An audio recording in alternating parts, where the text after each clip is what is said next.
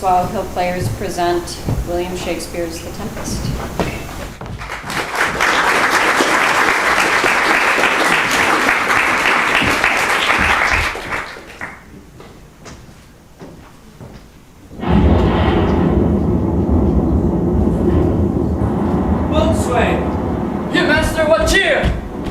Speak to the mariners, fall to it yarely, or we run ourselves aground.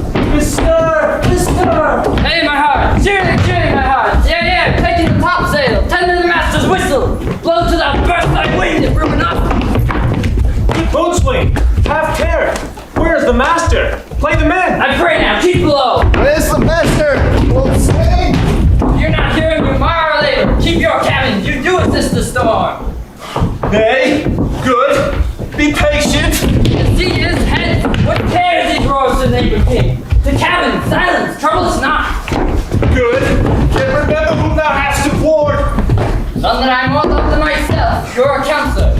You can command these elements of silence and work the peace of the present, we will not hand a rope more. Use your authority. If you cannot, give thanks to your lips so long and make yourself ready in your cabin for the mischance of the hour if it so hap.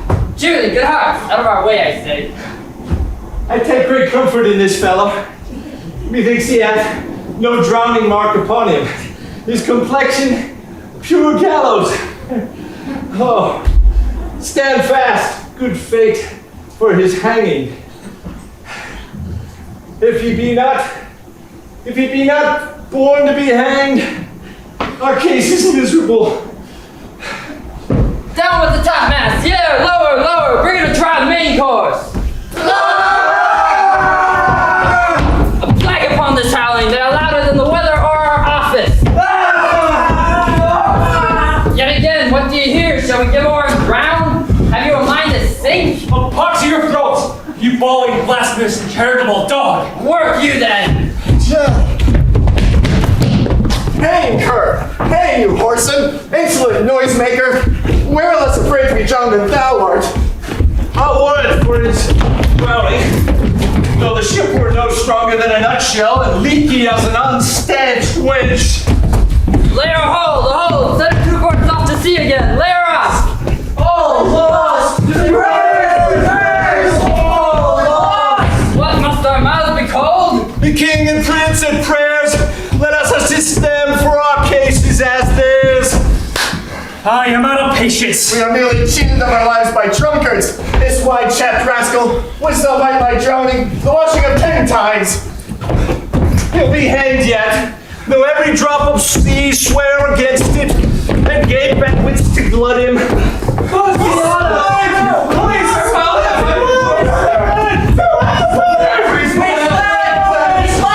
Let's all sing with the king. Let's take leave of him. Now would I give 1,000 furlongs of sea for an acre of barren ground. Long heath, brown furs, anything. The wills above be done, but I would fain die a try death.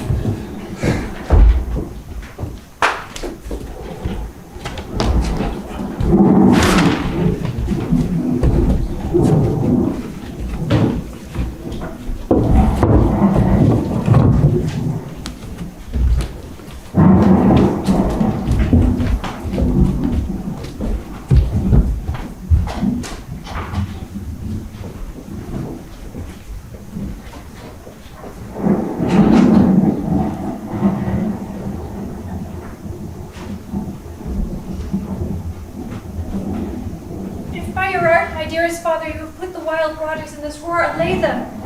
The sky, it seems, would pour down stinking pitch, but that the sea, mounting to the welkin's cheek, dashes the fire out. Oh, I have suffered with those that I saw suffer. A brave vessel who had no doubt some noble creature in her, dashed all to pieces. Well, the cry did knock against my very heart. My souls, they perished. Had I been any god of power, I should have sunk the sea within the earth or air, should this good ship so have swallowed the rotting souls within her. Be collected. No more amazement. Tell your piteous heart, there's no harm done. Woe the day. No harm. I have done nothing but in care of thee. of thee, my dear one, thee, my daughter, who art ignorant of what thou art, not knowing whence I am, nor that I am more better than Prospero, master of a full poor cell, and thy no greater father. More to know did never meddle with my thoughts. 'Tis time I should inform thee farther. Lend thy hand. Pluck my magic garment from me. And lie there, my lord. Wipe thou thine eyes. The direful spectacle of the wreck which touched the very virtue of compassion in me, I have, with such provision in my art, so safely ordered that there is no soul, not so much perdition as an hair, betid to any creature in the vessel which thou heardst cry, which thou sawest sink. Sit down, for thou must now know farther. You have often begun to tell me what I am, but stopped and left me to a bootless inquisition, concluding stay, not yet. The hour is now come. The very minute bids thee ope thine ear, obey, and be attentive. Canst thou remember a time before we came into this cell? I do not think thou canst, for then was thou now out 3 years old. Certainly, sir, I can. By what? By any other house or person? Of anything the image tell me that hath kept with thy remembrance. 'Tis far off, and rather like a dream than an assurance that my remembrance warrants. Had I not 4 or 5 young ones that tended me? Thou hadst, and more, Miranda. How is it that this lives on in thy mind? What seest thou else in the dark backward and abysm of time? If thou rememberest aught ere thou camest here, how thou camest here thou mayest. But that I do not. 12 years since. 12 years since, Miranda, thy father was Duke of Milan and a prince of power. Sir, are not you my father? Thy mother was a piece of virtue, and she said you were my daughter. And thy father was Duke of Milan, and thou his only heir and princess, no worse issue. Oh, the heavens! What foul play had we that we came from thence? Or blessed was it we did? Both, my girl. By foul play, as thou sayest, were we heaved thence, but blessedly holp hither. Oh, my heart bleeds to think of the teen that I have turned you to, which is from my remembrance. Please you, farther. My brother and thy uncle called Antonio, I pray thee, mark me, that a brother should be so perfidious. He who next thyself I prized above all the world, and to him gave the manage of my state, as at that time to all the signories it was the first, and Prospero, the prime duke, being so reputed in dignity, and for the liberal arts without a parallel, these me all my study. The government I cast upon my brother, and to my state grew stranger, being transported and wrapped in secret studies. Thy false uncle, dost thou attend me? Sir, most heedfully. Being once perfected how to grant suits, how to deny them, whom to advance, whom to trash for overtopping, new created the creatures that were mine, I say, or changed them, or else new formed them. Having both the key of officer and office, set all the hearts in the state to what tune pleased his ear, that now he was the ivy that hid my princely trunk, and sucked the verdure out on it. Thou tend'st not! Oh, good sir, I do. I pray thee, mark me.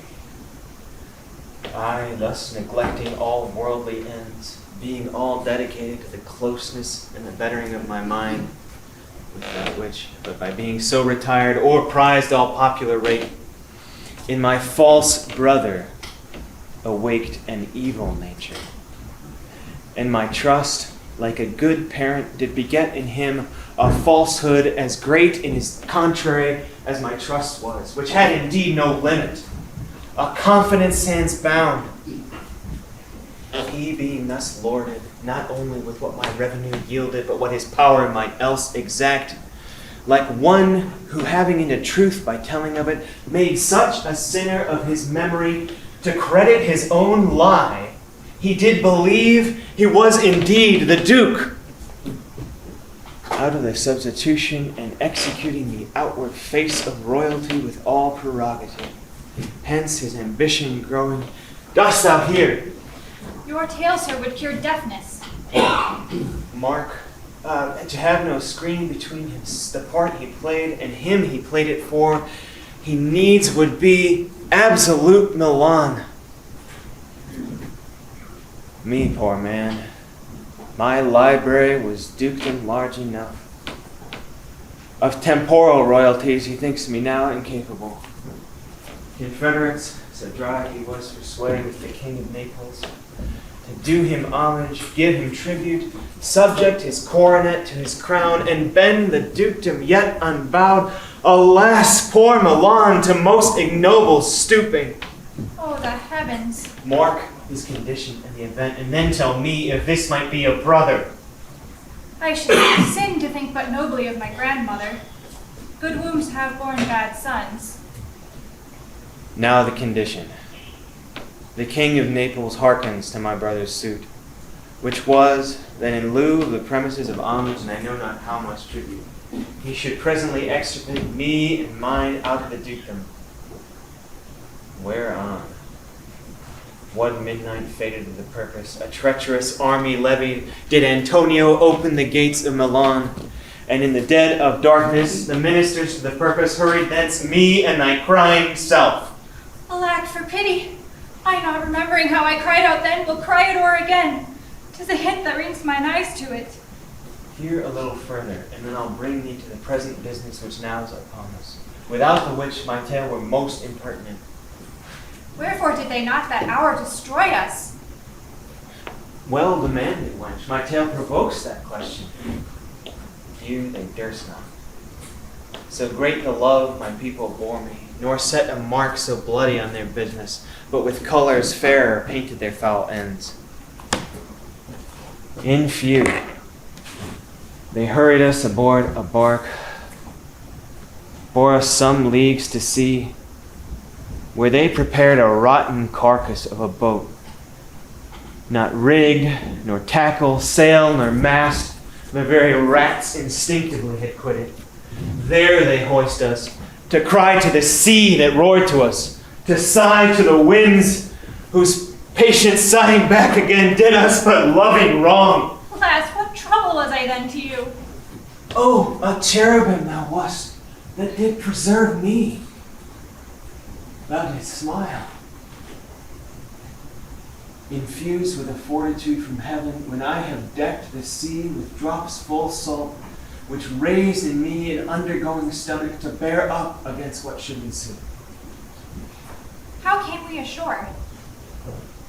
By providence divine, some food we had, and fresh water that a noble Neapolitan, Gonzalo, being then appointed master of this design, did give us, along with rich linens, necessaries, and stuffs, which since have steaded much. Knowing also that I loved my books, he furnished me from mine own library with volumes that I prized above my dukedom. Would I might but ever see that man. Now I arise. Sit still and hear the last of our sea sorrow. Here in this island we arrived, and here have I, thy schoolmaster, made thee more profit than other princesses can, that have more time for vainer hours, and tutors not so careful. Heavens thank you for it. And now, for still 'tis beating in my mind, I pray you, sir, your reason for raising this sea storm. Know thus far forth, by accident most strange, bounteous fortune now, my dear lady, hath mine enemies brought unto this shore. And by my prescience I find my zenith doth depend upon a most auspicious star, whose influence now, if I court not but omit, my fortunes will ever after droop. Here cease more questions. Thou art inclined to sleep.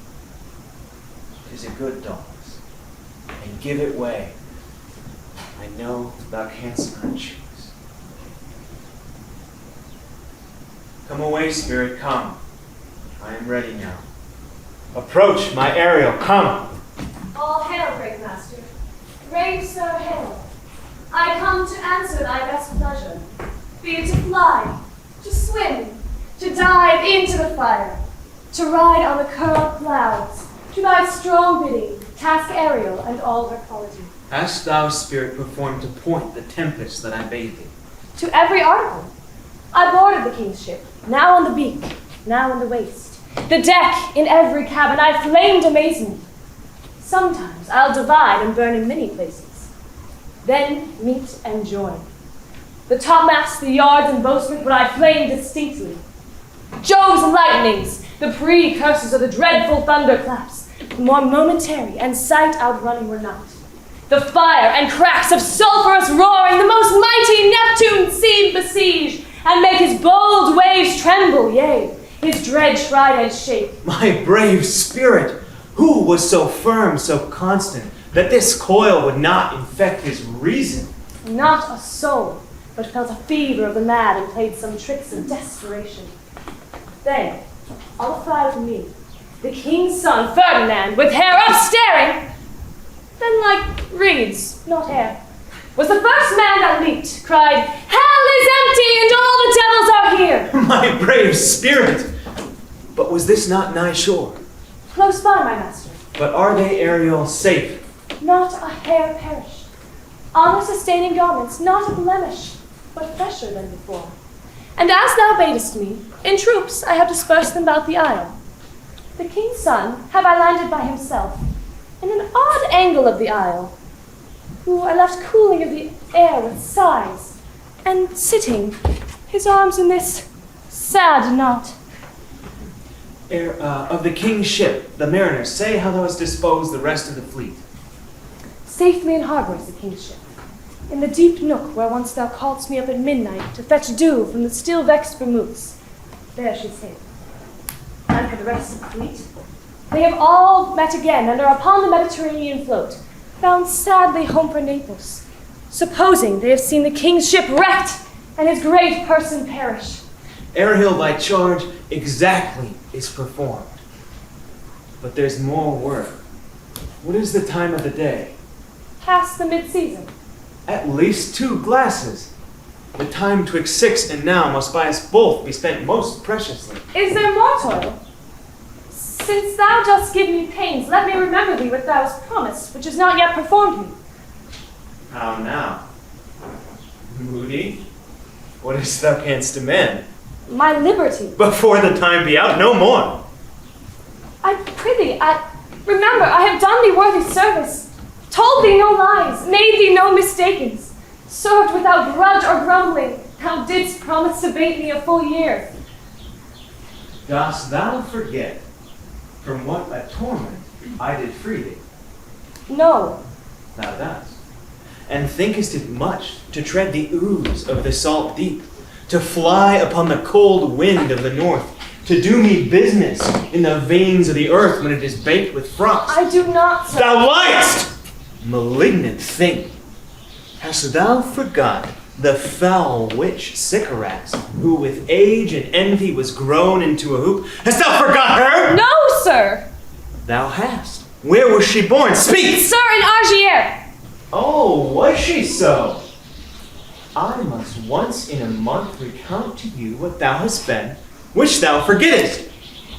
This damned witch, Sycorax, for mischiefs manifold and sorceries terrible, to enter human hearing from Argier thou knowest, was banished. For one thing she did, they would not take her life. Is this not so? Aye, sir. This blue-eyed hag was hither brought with child, and here was left by the sailors. Thou, my slave, as thou reportest thyself, was then her servant. And, for thou wast a spirit too delicate to perform her earthly and abhorred commands, she did confine thee, with the help of her more potent ministers, and in her most unmitigable rage, into a cloven pine! Within which rift thou didst remain 12 years, within which space she died, and left thee there. Then did thy groans strike as fast as mill wheels fall. This island then, save for the sun, she did litter here, freckled whelp, hag-born, was bereft of any human shape. I, Caliban, her son. Dull thing, I say so, that Caliban whom now I keep in service. Thou best knowest from what a torment I did free thee.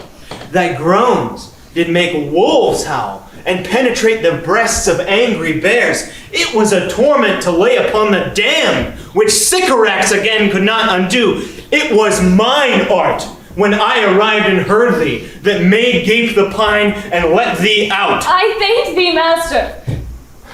If thou more murmurest, I will rend an oak and peg thee in his knotty entrails till thou hast howled out 12 winters. Pardon, master. I will be correspondent to command, and do my spiriting gently. Do so. And after 2 days, I will release you. That's my noble master. What shall I do? Say what shall I do? Go, make thyself like unto a nymph of the sea. Be subject to no sight but mine and thine, invisible to every eyeball else. Go, take this ship, and hither return in it. Go hence with diligence. Awake, dear heart, thou hast slept well. Awake.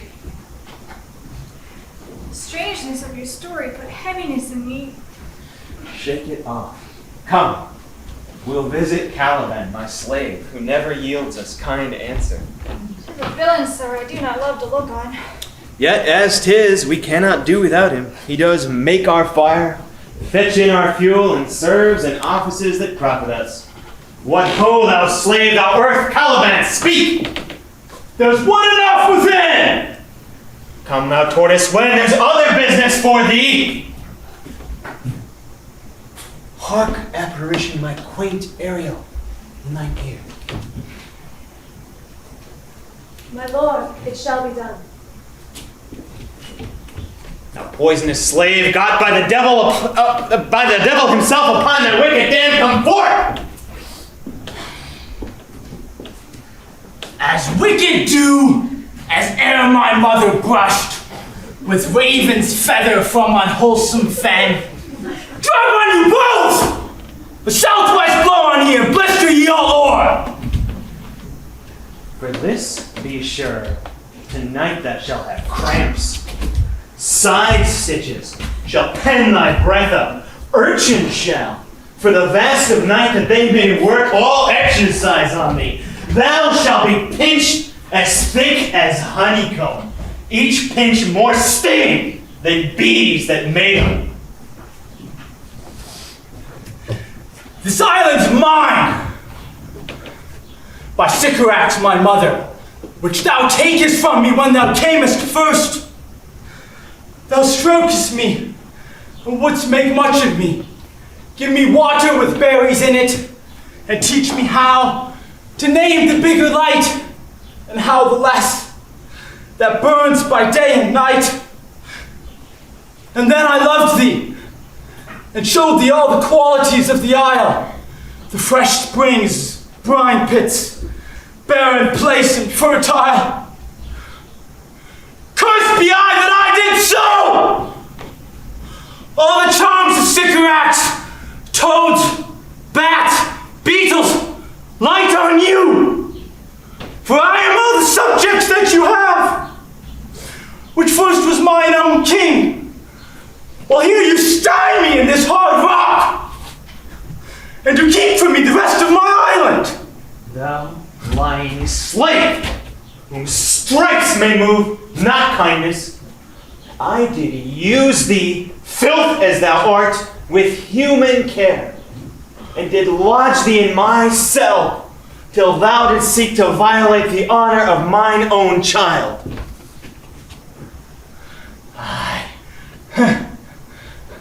Would it had been done, thou didst prevent me. Else I peopled the entire isle with Calibans. horrid slave, which any print of goodness wilt not take, being capable of all ill, I pitied thee, took pains to make thee speak, taught thee each hour one thing or other, when thou didst not, savage, know thine own meaning, but wouldst gabble like a thing most brutish. I endowed thy purposes with words that made them known. But thy vile race, though thou didst learn, had that in it which good natures could not abide to be with. Therefore wast thou deservedly confined to this rock, who hast deserved more than a prison. You taught me language, and my profit on it is I know how to curse! The red plague rid you for learning me your language! Hence, seed, hence! Vengeance and fuel to be quick on it! Thou wert best to answer other business!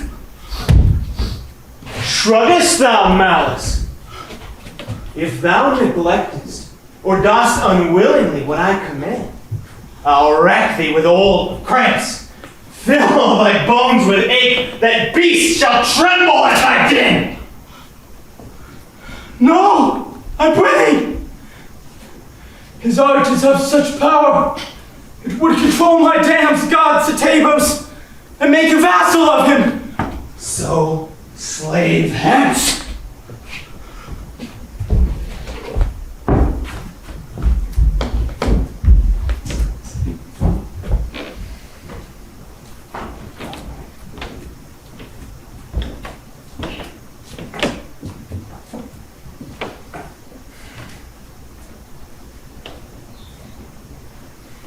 Come unto these yellow sands, and then take hands. Curtsied when you haven't kissed the wild waves' waste. Footed feebly here and there, and sweet sprites the burthen bear. Hark, hark, the watchdog bark. Hark, hark, I hear the strain of the strutting shanty clear. Cry, cock-a-doodle-dow. Where should this music be? The air or the earth? It sounds no more, and sure it waits upon some god of the island. Sitting on a bank, weeping again the king my father's wreck, this music crept by me upon the waters, allaying both their fury and my passion with its sweet air. Thence I have followed it, or it hath drawn me rather, but 'tis gone. No, it begins again.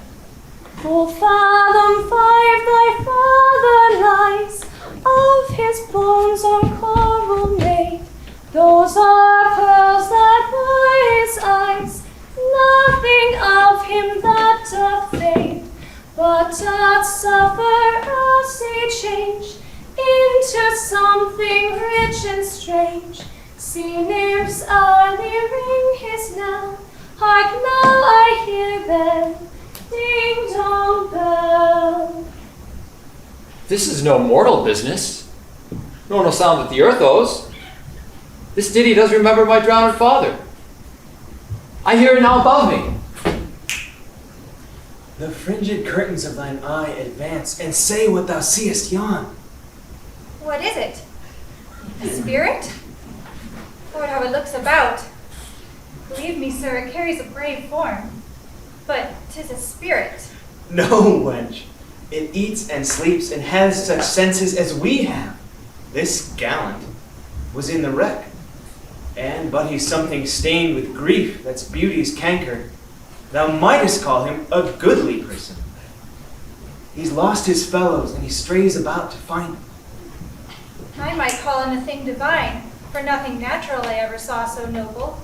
Most sure, the goddess on whom these airs attend. Vouchsafe my prayer may know if you remain upon this island, and some good instruction give how I may bear me here. My prime request which I do last pronounce is, oh, you wonder if you be maid or no. No wonder, sir, but certainly a maid. My language, heavens! I am the best of them that speak this speech, where I would where 'tis spoken. What? The best? What wert thou if the king of Naples heard thee? Single thing, as I am now, that wonders to hear thee speak of Naples. He does hear me, and that he does I weep. Myself am Naples, who with mine own eyes, never since that ebb, beheld the king my father wrecked. Alack for mercy. It goes on as my soul prompts Yes. it. Spirit, find spirit, I'll set thee free for this. Faith and all his lords. The Duke of Milan and his brave son being twain. The Duke of Milan and whose more braver daughter could control thee if now 'twere fit to do it. At first sight they have changed eyes. Ariel, I'll set thee free for this. A word, good sir. I fear you have done yourself some wrong. A word. Why speaks my father so ungently? This is the third man that e'er I saw. The first that e'er I sighed for. Pity moved my father to be inclined my way. Oh, if a virgin in your affection not gone forth, I'll make you the Queen of Naples. They are both in either's power. But this swift business I must uneasy make, lest too light winning make the prize light. Soft, sir, one word more. I pray thou attends me. Thou dost here usurp a name thou owest not, and hast put thyself upon this island as a spy, to win it from me, the lord on it. No, as I am a man. There's nothing ill can dwell in such a temple. If the ill spirit have so fair a house, good things will strive to dwell with it. Speak not for him, he's a traitor. Come, I'll manacle thy neck and feet together. Sea water shalt thou drink. Thy food shall be the fresh brook mussel, withered roots, and husks wherein the acorn dwelled. Follow. No, I'll resist such entertainment till mine enemy has more power. Oh, dear father, make not too rash a trial of him, for he's gentle and not fearful. What, my foot, my tutor? Put up thy sword, traitor, who makest a show but darest not strike, so racked his conscience is for guilt. Come from thy ward, for I can here disarm thee with this stick, and make thy weapon drop. Father! Hence, hang not on my garments. Sir, have pity, I'll be his surety. Silence. One word more shall make me chide thee, if not hate thee. Thou thinkest there are no such other shapes as him, having seen but him and Caliban. Foolish wench! To most of men, this is a Caliban, and they to him are angels. My affections are then most humble. I have no ambition to see a goodlier man. Come on, obey. Thy nerves are in thy infancy again, and have no vigor in them. So they are. My spirits, as in a dream, are all bound up. My father's loss, the weakness which I feel, the wreck of all my friends, or this man's threats to whom I am subdued, are but light to me. Might I but through my prison once a day behold this maid, all corners else of the earth let liberty make use of. Space enough have I in such a prison. It works! Come, follow. Hark what else thou shalt do me. Be of comfort. My father's of a better nature, sir, than he appears by speech. This is unwanted which now came from him. Thou shalt be free as mountain winds, but then do exactly all points of my command. To the silver. Come, follow. Speak not for him.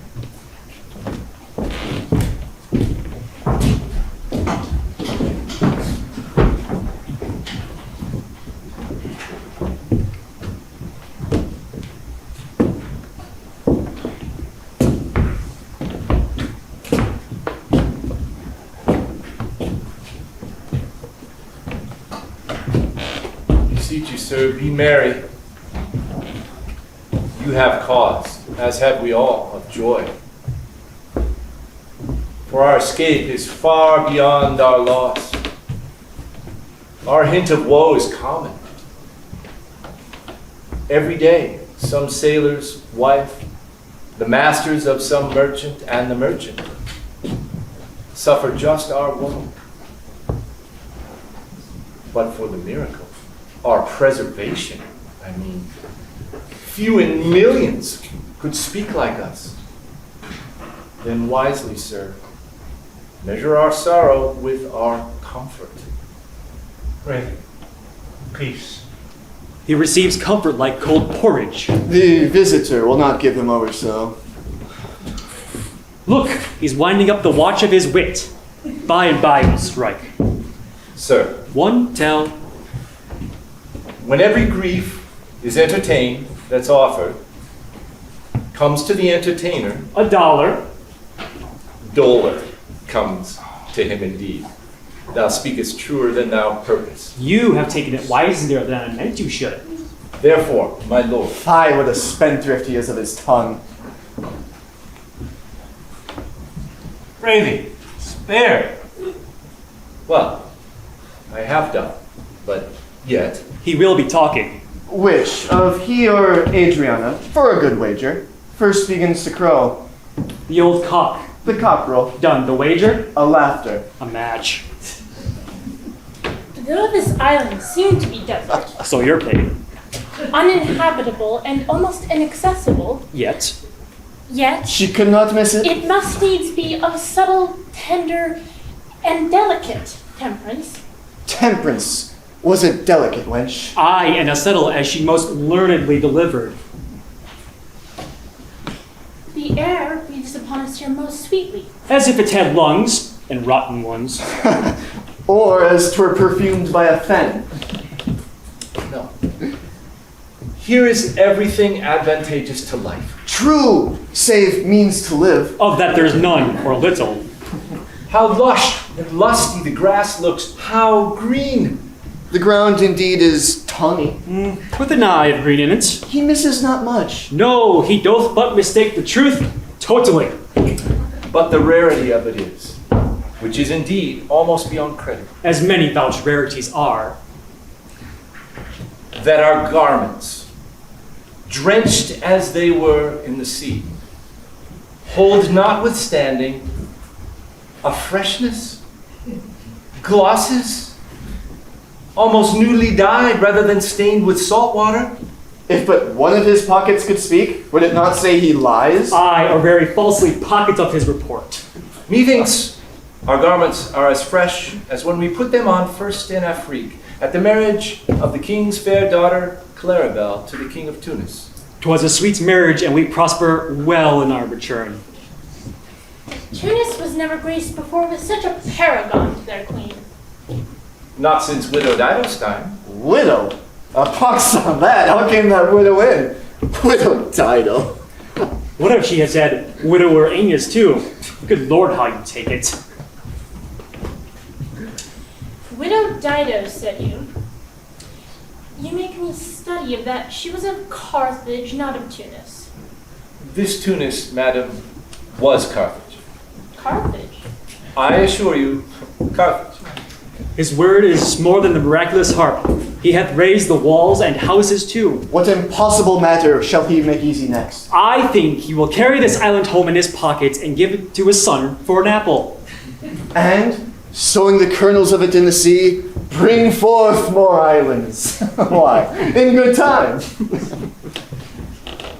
Sir, we were talking that our garments seem now as fresh as when we were at Tunis, at the marriage of your daughter, who is now queen. And the rarest that e'er came there. Bates, I beseech you, widow Dido. Oh, widow Dido. Hi, widow Dido. Is not my necktie, sir, as fresh as the first day I wore it? I mean, in a sort. That sort was well fished for. When I wore it, at your daughter's marriage. You cram these words into mine ears against the stomach of my sense. Would I had never married my daughter there. For coming thence my son is lost, and in my rate she too, who is so far from Italy removed, I ne'er again shall see her. O thou, mine heir of Naples and Milan, what strange fish hath made his meal on thee? Sir, he may live. I saw him beat the surges under him, and ride upon their backs. He trod the water, whose enmity he flung aside, and breasted the surge most swollen that met him. His bold head above the contentious waves he kept, and oared himself with his good arms in lusty stroke to the shore, that o'er his wave-worn basis bowed, as stooping to relieve him. I not doubt he came alive to land. No, he's gone. Sir, you may thank yourself for this great loss that has not blessed our Europe with your daughter, but rather lose her to an African, where she at least is banished from your eye, who hath cause to wet the grief on it. Prithee, spare. You were kneeled to, and importuned otherwise by all of us. And the fair soul herself, weighed between loathness and obedience, at which end of the beam she'd bow. We have lost your son. I fear forever, Milan in Naples has more widows in them in this business is making, that we bring men to comfort them. The fault is your own. So is the dearest of the lost. My lord Sebastian, the truth you doth speak lacks some gentleness, and the time to speak it in. You rub the sore when you should bring the plaster. Very well. And most chirurgeonly. It is foul weather in us all, sir, when you are cloudy. Foul weather? Very foul. Had I plantation of this isle, my lord, He'd sow it with nettle seed. Or ducks, or mallows. and were the king on it, what would I do? Escape from being drunk for want of wine. In the Commonwealth, I would arrange all things by contraries. No kind of traffic would I allow. No name of magistrate. No letters should be. Riches, poverty, no use of service, none. Contract, succession, born, bound of land, tilth, vineyard, none. No use of metal, corn, nor oil, wine. No occupation, all men idle, all, and women too, but pure and innocent, and no sovereignty. Yet he'd be king on it. The latter end of his commonwealth forgets the beginning. All things in common must nature bring forth without sweat or endeavor, treason, felony, sword, pike, knife, gun, nor any use of engine would I not have, but nature must bring forth of its own kind all foison, all abundance, to feed my innocent people. No marrying among his subjects. None, man. All idle, whores and knaves. I would govern, sir, with such perfection as to excel the golden age. Save his majesty. Long live Gonzalo. Do you mark me, sir? Pray thee, no more. Thou dost talk nothing to me. Oh, I do well believe it, your highness. And did administer occasion to these fine gentlemen who are of such supple and nimble lungs, who like to use them to laugh at nothing all the time. 'Twas you we laughed at. Who am in this sort of merry fooling, nothing to you, so you may continue to laugh at nothing still. What a blow was there given. And had not fallen flat long. You gentlemen are of brave metal. You would take the moon and lift her out of her sphere if she would continue in it for 5 weeks without changing. We would so, and then go a bat's foul way. Nay, good my lord, be not angry. No, I'll warrant you, I would not adventure my discretion so weakly. But would you laugh me asleep, for I feel very heavy. Go, sleep and hear us. What? All so soon asleep? I would mine eyes would with themselves shut up my thoughts. I find they are inclined to do so. Please you, sir, do not omit a heavy offer of it. It seldom visits sorrow. When it doth, it is a comforter. We too, my lord, shall guard your safety while you rest, and watch for your safety. Thank you. Wonders heavy.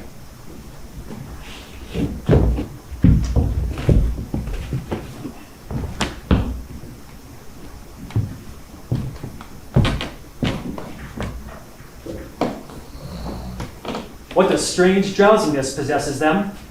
It is the quality of the climate. Then why doth not my eye sink? Mine don't either. My spirits are nimble. They fell all as by consent. They dropped as by a thunderstroke. What might, worthy Sebastian? What might? No more.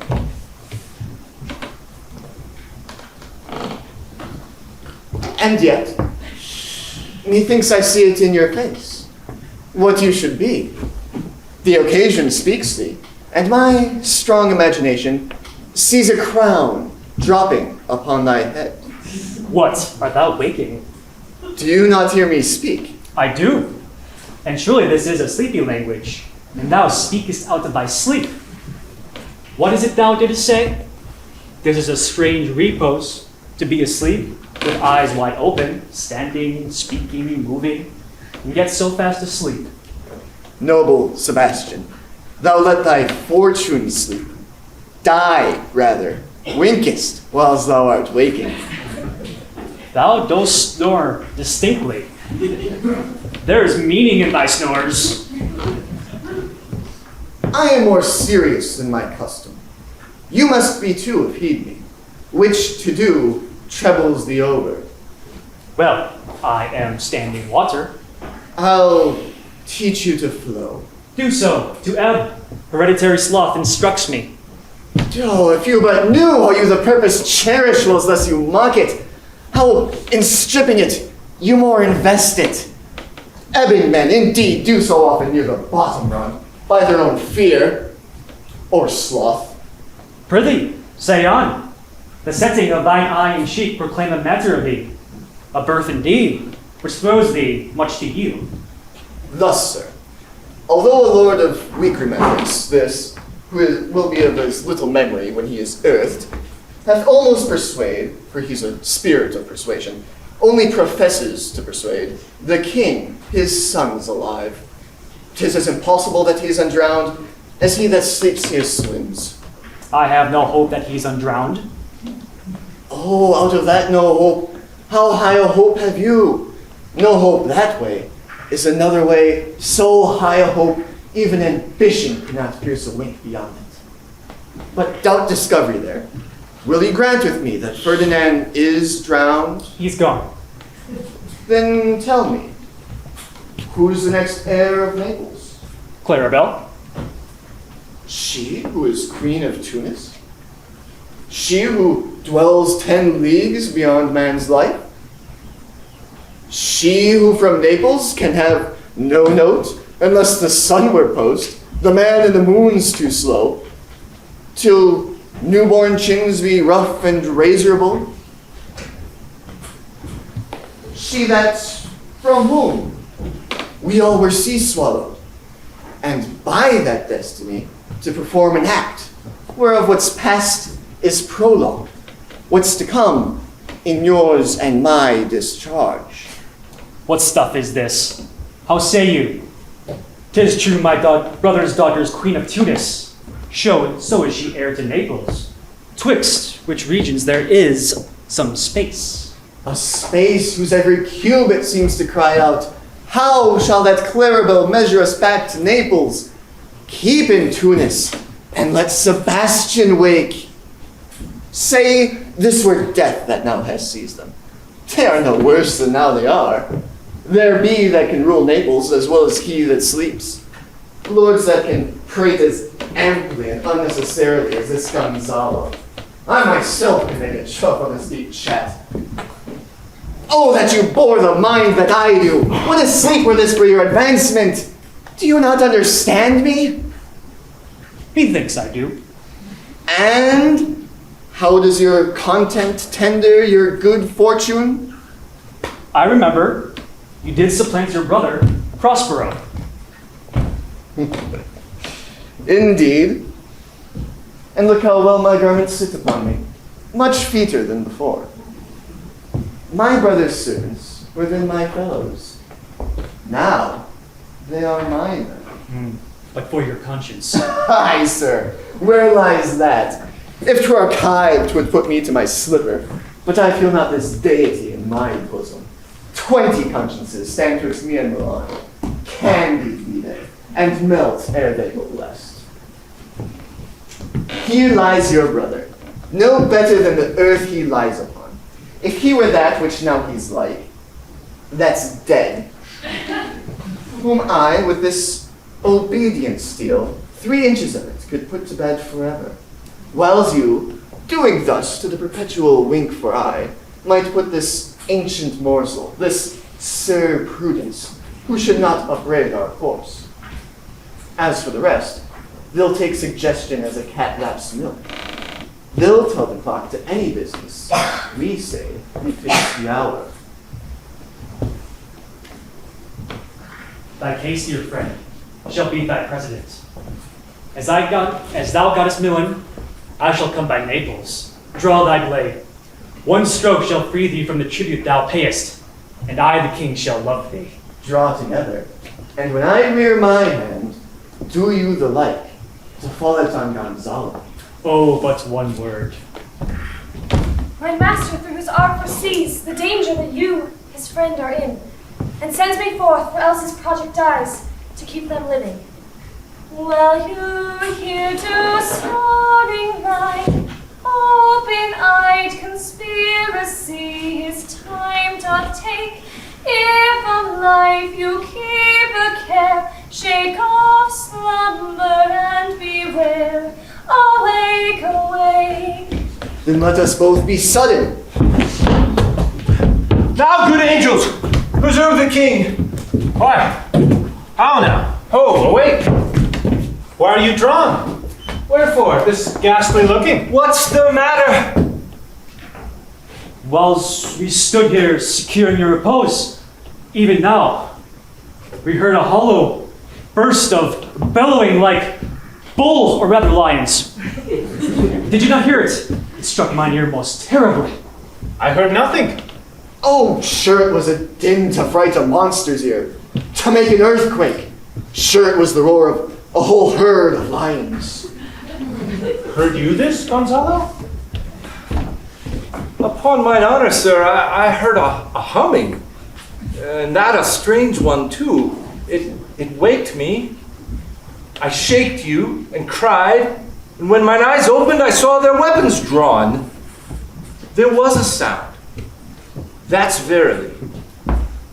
But it is best that we stand upon our guard or that we quit this place. Let's draw our weapons.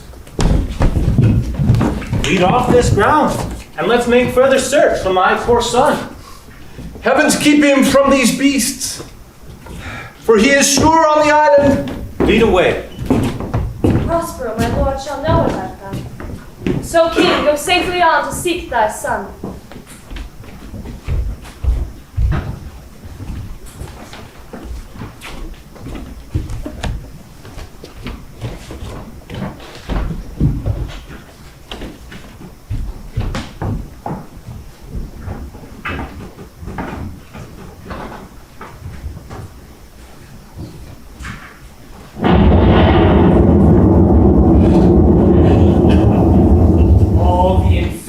That the sun sucks up from bogs, fens, and flats on Prosper fall and make him by inch feel a disease.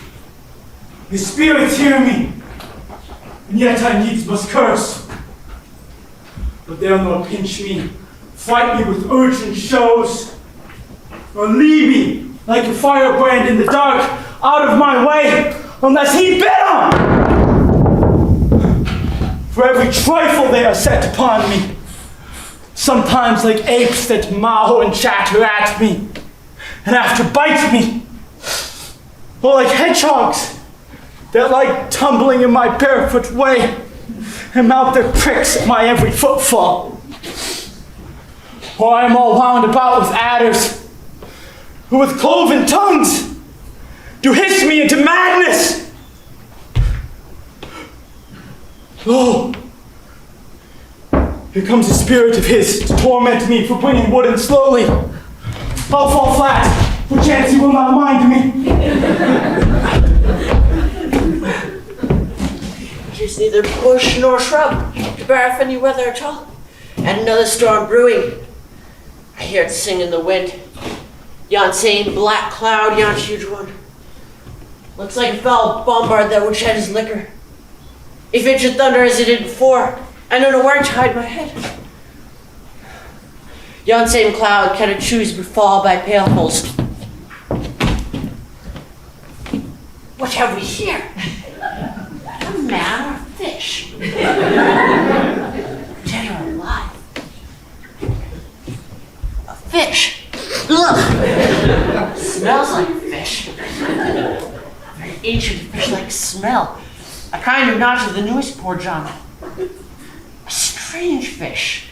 Were I in England now, as once I was, and have but this fish painted, not a holiday fool there but will give a piece of silver. There would this monster make a man. Any strange beast there makes a man when they, England, will not give a doit to relieve a lame beggar. They will lay out tents, ye dead Indian. Like a man. And it spins like arms. Woman, my trust!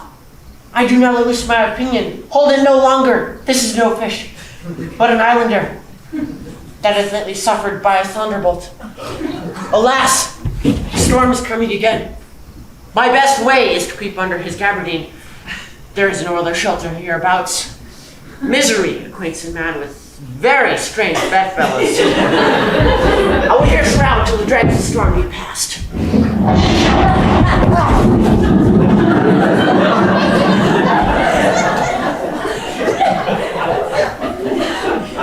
I shall no more to see. Here shall I die ashore. This is a very scurvy tune to sing at a man's funeral. Well, here's my comfort. The master, the swabber, the boatswain, and I, the gunner and his mate, loved to marry Meg and Marion and Marjorie, but none of us cared for Kate. For she had a tongue with a tang, would cry to a sailor, "Go hang!" She loved not the savour of tar nor of pitch, yet a tailor might scratch her where she did itch. Then to sea, boys, and let her go hang.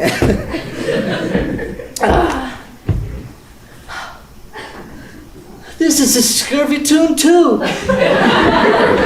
But here's my comfort. Do not torment me! Ah!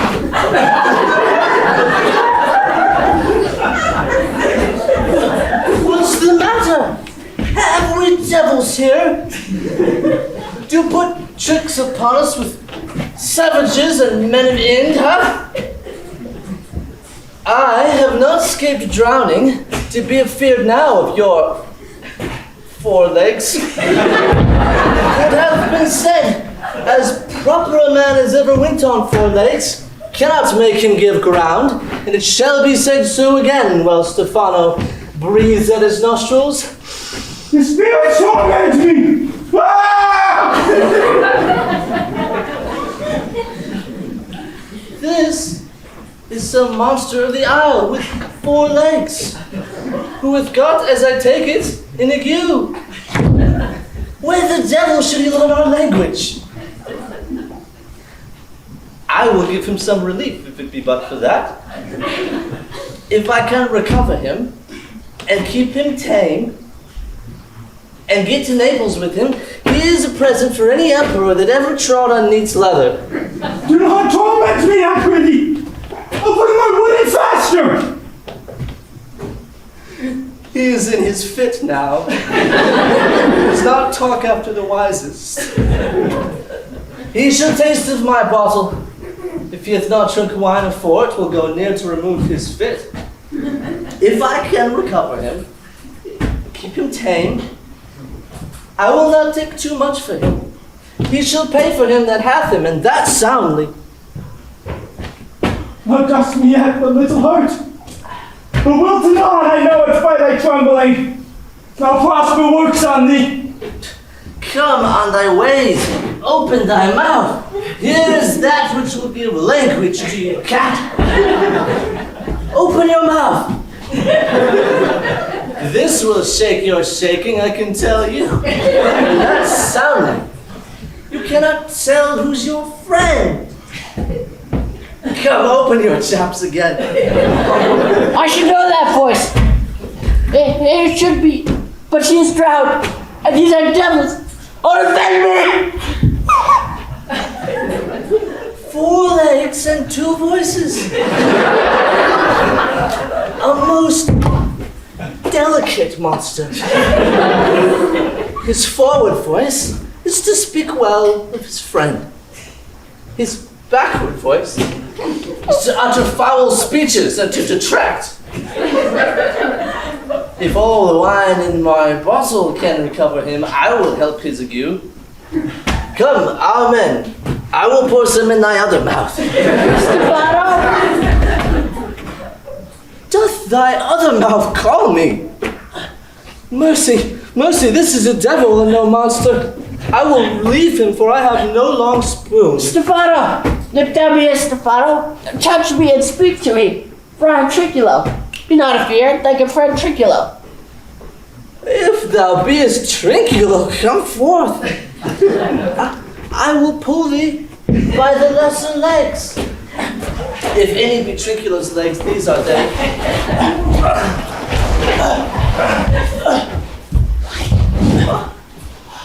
Thou art very Trinculo indeed. How camest thou to be the siege of this moon calf? I invent Trinculos. I took him to be killed with thunderstorm. But art thou not drowned, Stefano? I hope now thou art not drowned. Is the storm overblown? I hid me under the dead mooncalf's garment and interfered with the storm. But art thou living, Stefano? Oh, Stefano, I'm sure the Apollo escaped. I pray thee turn me not about. My stomach is not constant. These be fine things if they be not sprites. And that's a brave god that bears a celestial liquor. I'll kneel to him. How didst thou escape? How camest thou hither? Swear by this bottle how thou camest hither. I escaped upon a butt of sack which the sailors heaved overboard. By this bottle, which I did to make of the bark of a tree with mine own hand, since I was come ashore.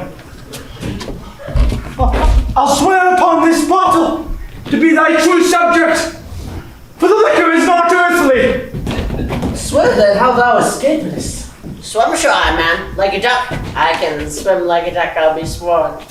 Come, kiss! Though thou canst swim like a duck, thou art made like a goose. Stefano, hast thee more of this? The whole butt, man. My cellar is in a rock by the seaside, where my wine is hid. How now, mooncalf, how dost thine ague? Hast thou not dropped from heaven?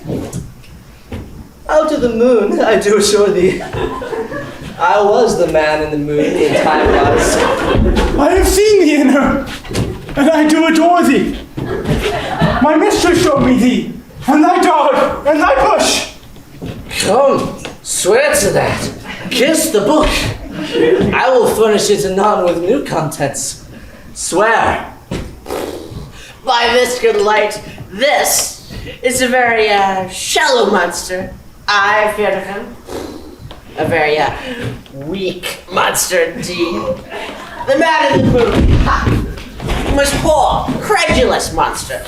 Well-drawn monster, good suit. I'll swear upon this bottle to be thy subject. Let me kiss thy foot. Come then, down and swear.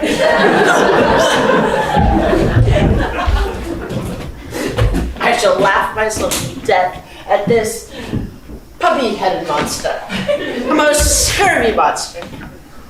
I could find it in my heart to beat him.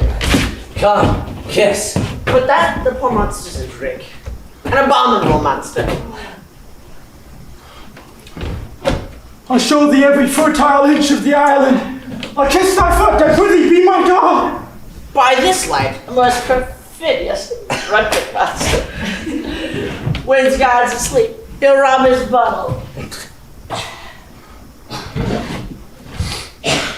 Let me bring you to where the fresh springs are. Pluck thee berries, fish for thee, get thee wood enough. A plague upon the tyrants that I serve.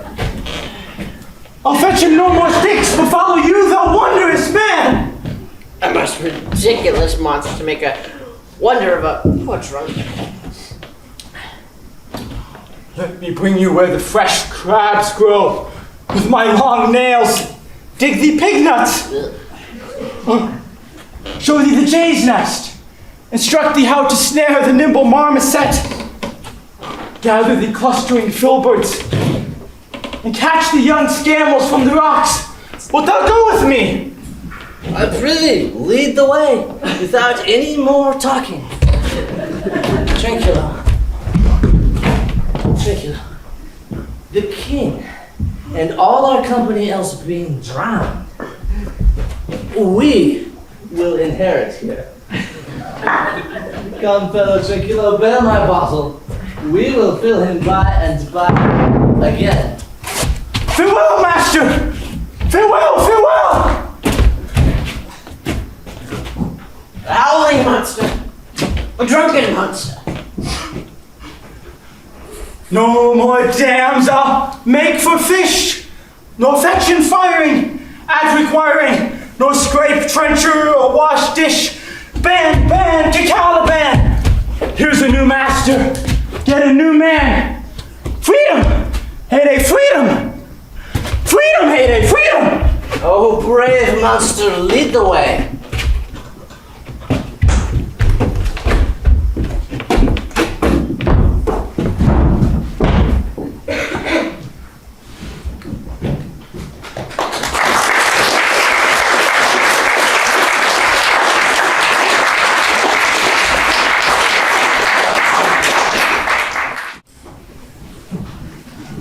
There be some sports are painful. Their labor delights in them, that's all. Some kinds of baseness are nobly undergone, and most poor matters point to rich ends. This my mean task would be as heavy to me as odious. The mistress which I serve quickens what's dead, and makes my labors pleasures. Oh, she is 10 times more gentle than her father's crab, and he's composed of harshness. I must remove some thousands of these logs and pile them up upon a sore injunction. My sweet mistress weeps when she sees me work, and says such baseness had never like executor. I forget, but these sweet thoughts do even refresh my labors. Most busy less when I do it. Alas now, pray you, work not so hard. That would the lightning had burnt up those logs that you are enjoying to pile. Pray, set it down and rest you. When this burns, 'twill weep for having reared you. My father is hard at study. Pray now rest yourself, he's safe for these 3 hours. Most dear mistress, the sun will set before I shall discharge what I must strive to do. If you'll sit down, I'll bear your logs a while. Pray, give me that, I'll carry it to the pile. No, precious creature. I had rather crack my sinews, break my back, than you should such dishonor undergo, while I sit lazy by. It would become me as well as it does you, and I should do it with much more ease. For my good will is to it, and yours it is against. Poor worm, thou art infirm. This exhalation shows it. You look wearily. No, noble mistress, 'tis fresh morning with me when you are by at night. I do beseech you, chiefly that I might set it in my prayers. What is your name? Miranda. Oh, my father, I broke your hest to say so.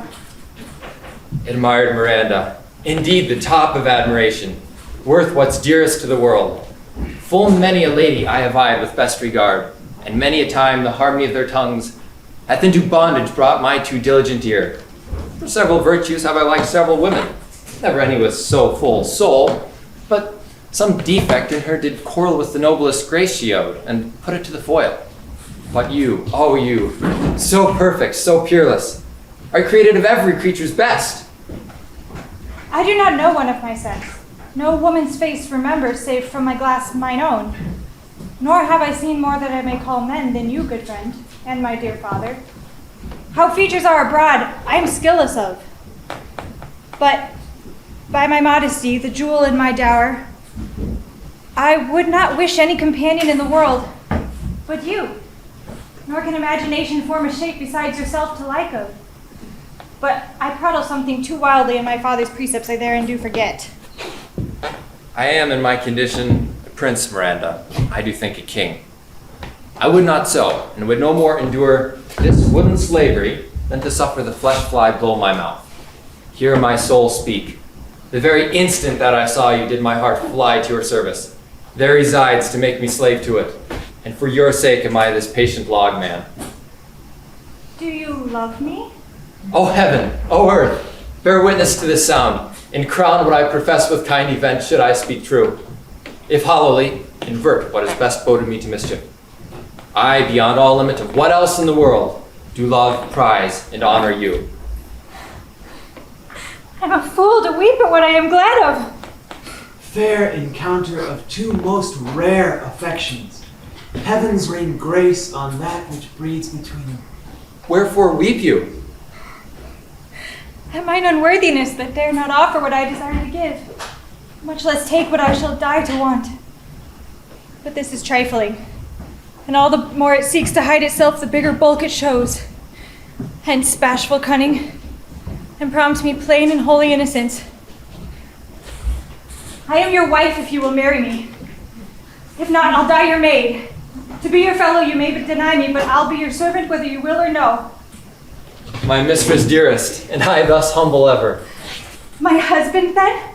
I, with a heart as willing as bondage e'er of freedom. Here's my hand. And mine, with my heart in it. And now, farewell, till half an hour hence. 1,000,000.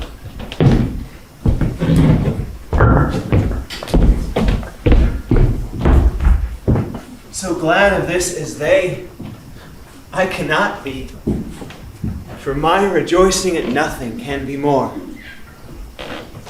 I'll to my book, for yet ere supper time I must perform much business appertaining.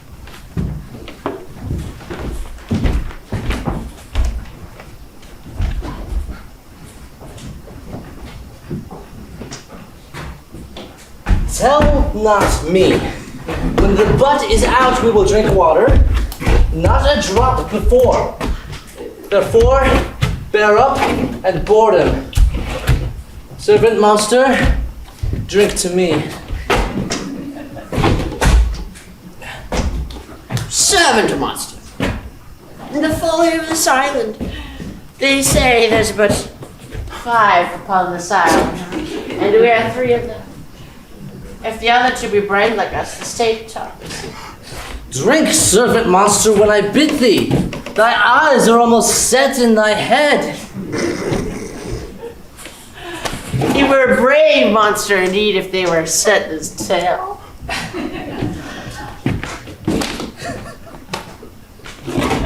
My man monster has drowned his tongue in sack. For my part, the sea cannot drown me. I swam, ere I could recover the shore, 35 leagues. Off and on. By this light, monster, thou shalt be my lieutenant, or my standard. Your lieutenant, if you list. He's no standard.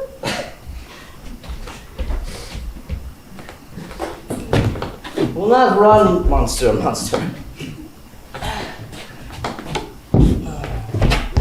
Nor go neither, but shall lie like dogs, and yet say nothing neither. Mooncalf, speak once in thy life if thou beest a good mooncalf. How does thine honor? Let me lick thy shoe. I'll not serve him. He's not valiant. Thou liest, most ignorant monster. I am case to Justle a constable. Why, thou debauched fish, thou? Was there ever man, a coward, that hath drunk so much sack cider today? Wilt thou tell a monstrous lie, being but half a fish and half a monster? Lo, how he mocks me, my lord! Will you let him? Lord, quoth he, that a monster should be such a natural. No, no again! Fight him to death, I prithee! Trinculo, keep a good tongue in your head. If you prove a mutineer, the next tree, the poor monster's my subject, and he shall not suffer indignity. I thank thee, my noble lord. Wilt thou be pleased to hearken once again to the suit I made thee? Marry will I. Kneel and repeat it. I shall stand, and so shall Trinculo. I say, I am subject to a tyrant, a sorcerer, that by his cunning has cheated me of my island. Thou liest! Thou liest? Thou jesting monkey! I beseech my valiant master, destroy him! I do not lie! Trinculo, trouble him in his tail any more, and by this hand I will supplant some of your teeth. Why, I said nothing. Mum then, and no more. Proceed. I say, by sorcery he got this idol. For me he got it. If thy greatness would revenge it on him. For this I know thou darest. I dare not. That's most certain. Thou shalt be lord of it, and I'll serve thee. How now shalt thou speak him past? Canst thou bring me to the party? Yea, yea, my lord. I shall yield him thee asleep, while thou mayest knock a nail into his head. Thou liest, thou canst not. Thou jesting monkey, thy scurvy patch! I beseech my valiant master, give him blows, and after take the bottle from him. But when it's gone, he'll have not to drink but brine. I'll not show him where the quick freshes are. Trinculo, run into no further danger. Interrupts the monster one word more in his story, and by this hand I'll turn my mercy out of doors and make a stockfish of thee. Why, I said nothing. I'll go farther off. Didst thou not say he lied? Thou liest. Do I so? Think of that! As thou likest this, give me the lie another time. I did not give the lie. Out of your wits and hearing too. This can sack and drinking do. Marrying on your monster, the devil take your fingers. Now, forward with your tale. Prithee, stand farther off. Beat him enough, and after a little time, I'll beat him too. Stand farther. Come, proceed. Why, as I told thee, 'tis a custom with him in the afternoon to sleep, where thou mayest brain him, having first seized his books, with a log, batter his skull, or punch him with a stake, or cut his weasand with a knife. Remember first to possess his books, for without them he is but a sot as am I, with not one spirit to command. For they all hate him as ruthlessly as I do. Burn but his books, his brave utensils. For so he calls them, that when he has a house he'll deck withal. And that most deeply to consider is the beauty of his daughter. He himself calls her non-pereal. I never saw a woman, but Sycorax my dam, and she. But she as far surpasseth Sycorax, as greatest doth least. Is it so brave a lass? Aye, aye, my lord, and should become thy bed, I warrant, and bring thee forth brave brood. Monster, I will kill this man. His daughter and I will be king and queen, save our graces. And Trinculo and myself shall be viceroys. Dost thou like the plot, Trinculo? Excellent. Give me thy hand.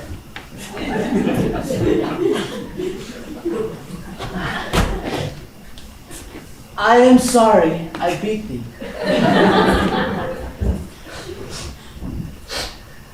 But whilst thou live, keep a good tongue in thy head. Within this half hour, wilt he be at sleep? Wilt thou destroy him then? Aye, on mine honor. This will I tell my master. Thou makest me merry. I am full of pleasure. Let us be jocund. Wilt thou troll the cat you taught me while there? Monster, at thy request I will do reason, any reason. Come, Trinculo, let us sing. Flautum and scoutum and scoutum and flautum, thought is free. That's not the tune!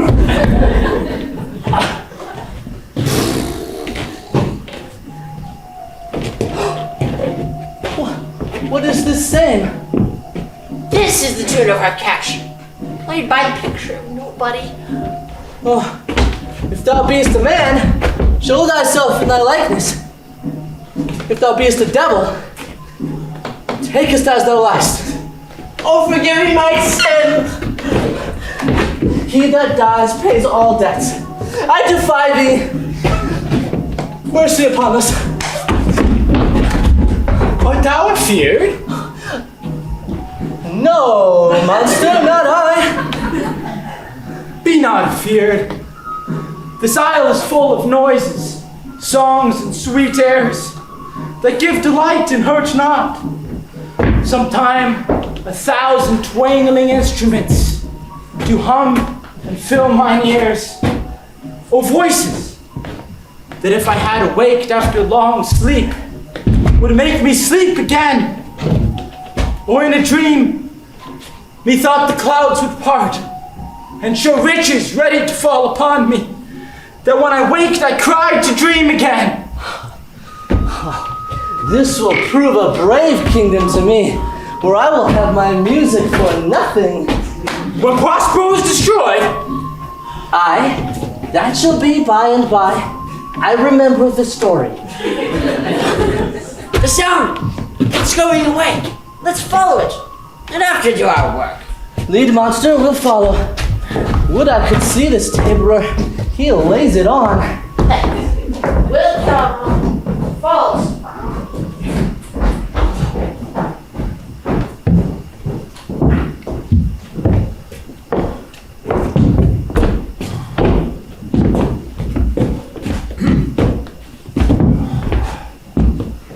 By your leaving, I can go no further, sir. My old bones ache. Here's a maze trod indeed through forthrights, meanders. By your patience, I needs must rest me. O Lord, I cannot blame you, for myself if tasked with weariness, to the dulling of my spirits, sits down and rest. Even here, I will put off mine hope and keep it no longer for my flatterer. He is drowned whom thus we stray to find, and the sea mocks our frustrate search on land. Well, let him go.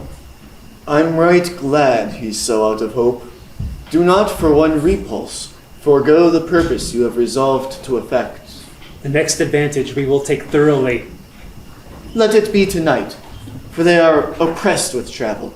They will not, nor cannot, use as much vigilance as when they are fresh. I say tonight, no more. What harmony is this? My good friends, hark! Marvelous, sweet music. Give us, kind keeper. Heavens, what were these? A living drollery. Now I will believe that there are unicorns. That's in Arabia. One tree, the phoenix's throne. One phoenix at this hour, reigning there. I'll believe in both. And what else wants credit come to me? Travelers never did lie. though fools at home condemn them. If in Naples I were to report this now, who would believe me? If I were to say there were such creatures, for certes these are people of the island, though of monstrous shape. Yet note, their manners are more gentle kind than of our human generation you may find many, nay, almost any. Honest Lord, thou hast said well, for some of you there present are worse than devils. I cannot too much muse. Such shapes, such gesture, and such sound, expressing, although they want the use of tongue, a kind of excellent dumb discourse. Praise in departing. They vanished strangely. No matter, since they have left their viands behind, where we have stomachs. Will it please you taste of what is here? Not I. Oh, faith, sir, do not fear. When we were boys, who would have thought that there were mountaineers dew-lapped like bulls whose throats had hanging about them wallets of flesh, or that there were such men whose heads stood in their chests, as now we do find. Each putter out of 5 for 1 will bring us good warrant of. I will stand to and feed, although my last. No matter, since I feel the best is past. Brother, my lord the Duke, stand to and do as we.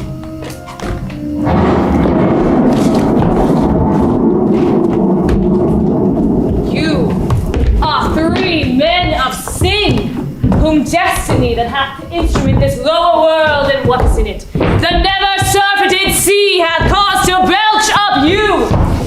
And on this island, where man doth not inhabit, you, mongst men being most unfit to live, I have made you mad, and even with such, like valor men, hang and drown their proper selves. You fools! I and my fellows are ministers of fate. The elements of whom your swords are tempered might as well wound the loud winds, or with bemocked at stabs kill the still closing waters, as diminish one down that's in my bloom. My fellow ministers are like invulnerable. If you could hurt, your swords are now too massy for your strengths, and will not be uplifted. But remember, for that is my business to you, that you 3 from Milan did supplant good Prospero, exposed unto the sea which hath requited him and his innocent child, for which Valdi the powers delayed, not forgetting, have incensed the seas and shores, yea, all creatures, against your peace. Thee of thy son, Alonso, they have bereft, and do pronounce by me lingering perdition, worse than any death can be at once, shall step by step attend you in your ways, whence on this island else falls upon your heads is nothing but heart sorrow and a clear life ensuing. Bravely the figure of this harpy hast thou performed, my Ariel. A grace it had, devouring. Of my instruction hast thou nothing in what thou hadst to say. And so with good life and observation strange, my meaner ministers their several kinds have done. My high charms work, and these mine enemies are all knit up in their distractions. They now are in my power. And in this fit, I'll leave them, while I visit young Ferdinand, who they suppose is drowned, and his and mine loved darling.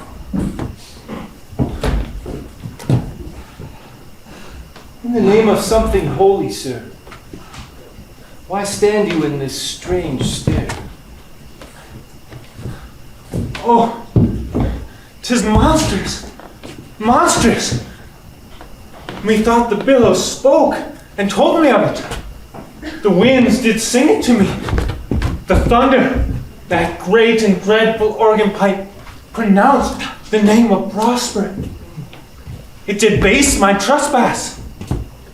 Therefore, my son in the ooze is bedded, and I will seek him deeper, and ere a plummet sounded, and with him there lie mudded. But one feat at a time, and I will fight their legions o'er. I'll be there second. All three of them are desperate. Their great guilt, like a poison given to work a great time after, now begins to bite the spirits. I do beseech you who are of suppler joints, younger joints, follow them swiftly and hinder them from what this ecstasy may provoke them to. Follow, I pray you.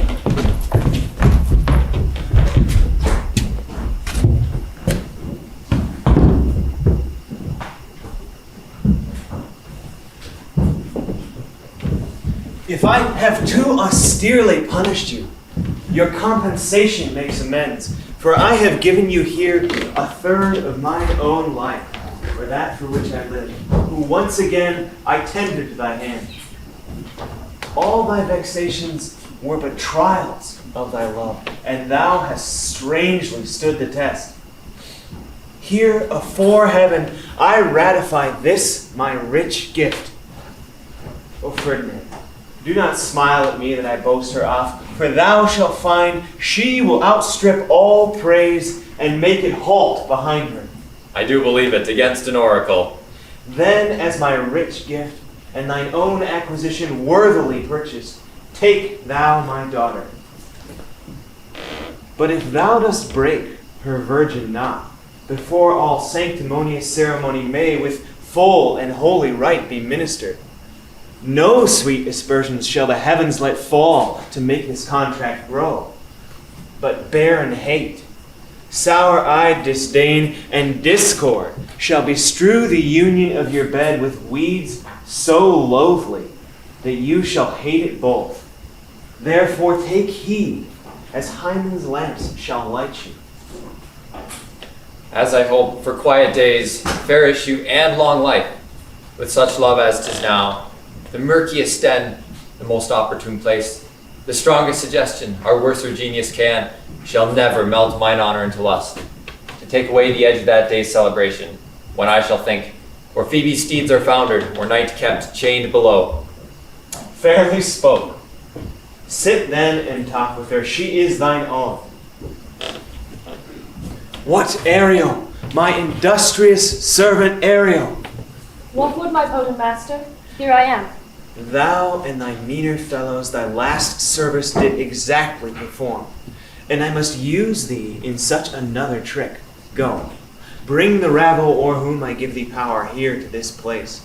Incite them to quick motion, for I must here bestow upon the eyes of this young couple some vanity of mine art.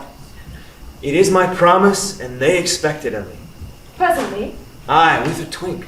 before you can say come and go, and breathe twice and cry so, each one tripping on her toe will be here with mop and mow. Do you love me, master? No. Dearly, my delicate Ariel, do not approach until you hear me call. Well, I can see.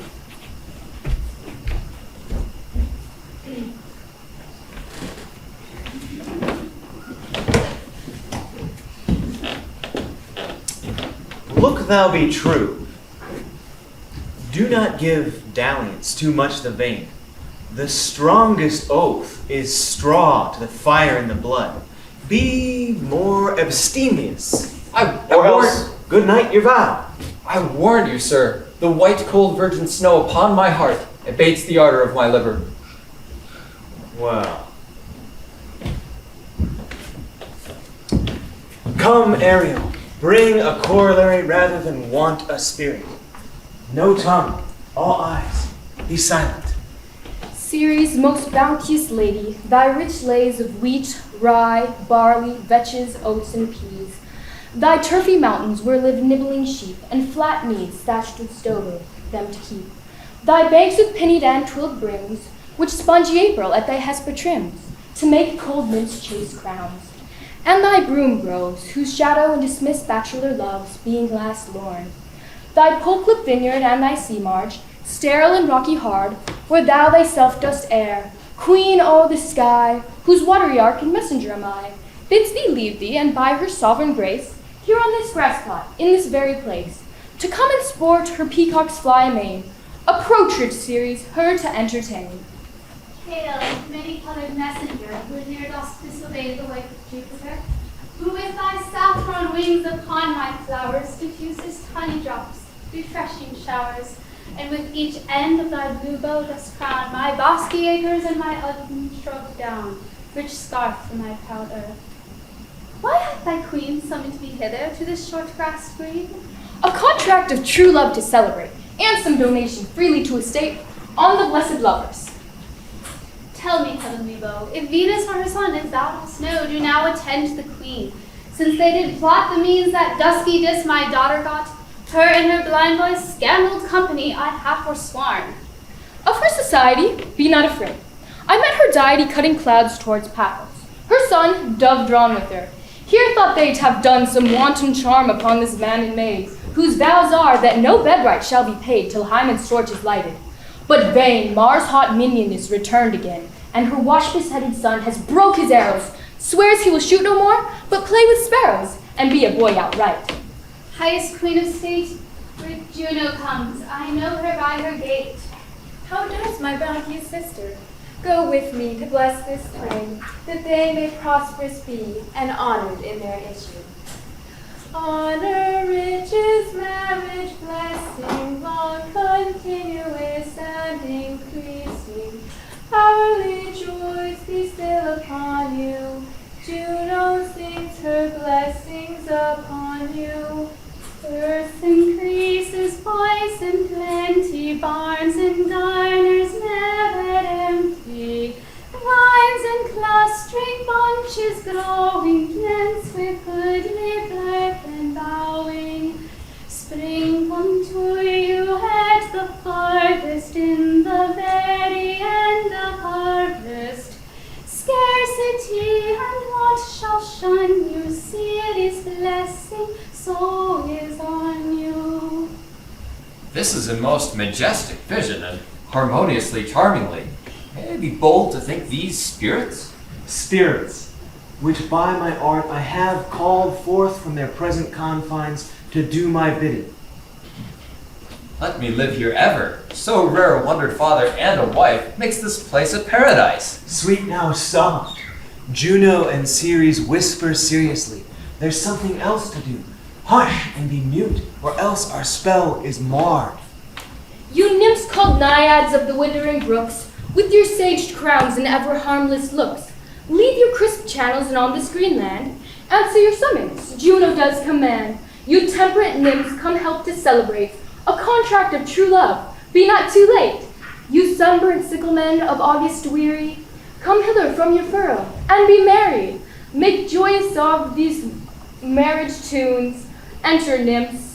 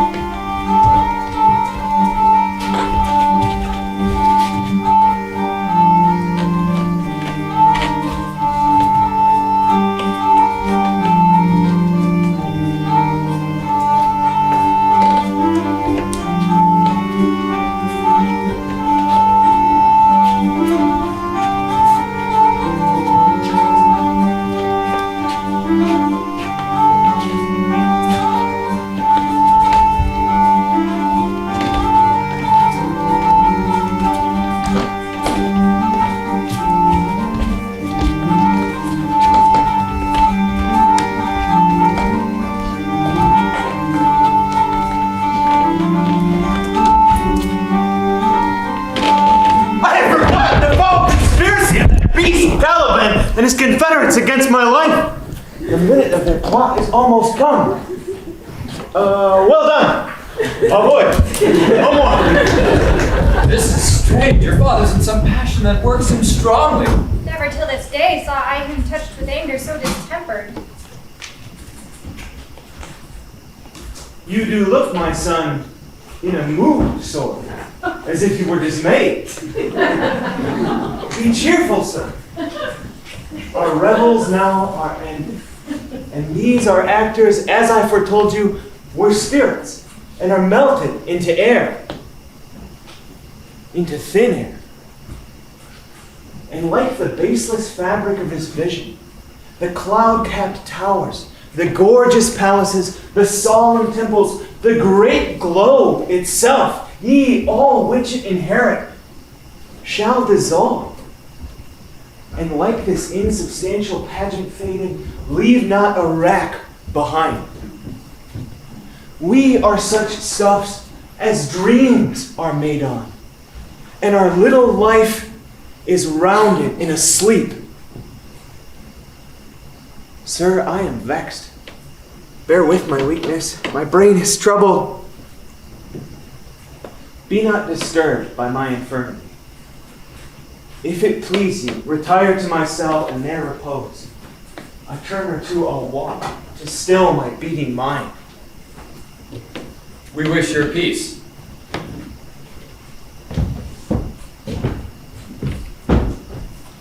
Now come, Ariel. Approach my Ariel. Thy thoughts I cleave to. What's thy pleasure? Spirit, we must prepare to meet with Caliban. Aye, my commander. When I presented Ceres, I thought to have told thee of it, but I feared lest I might anger thee. Tell me again, where didst thou leave these varlets?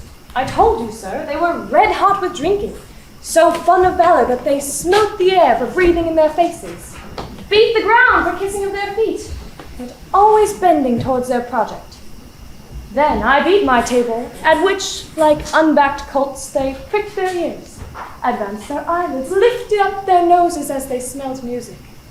So I charmed their ears, that calf-like they my lowing followed through toothed briars, sharp furzes, pricking goss and thorns, which entered their frail shins. At last, I left them by the filthy mantle pool beyond your cell, dancing up to the chins that the foul leg o'erstunk their feet. Ariel, my bird, this was well done. The trumpery within my cell, bring it forth, for stale to catch these thieves. I go.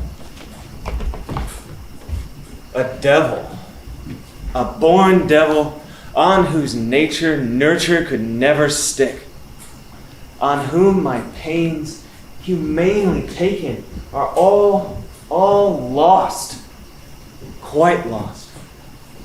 And as with age his body uglier grows, so his mind cankers. I will plague them all, even to roaring. Come, hang them on this line.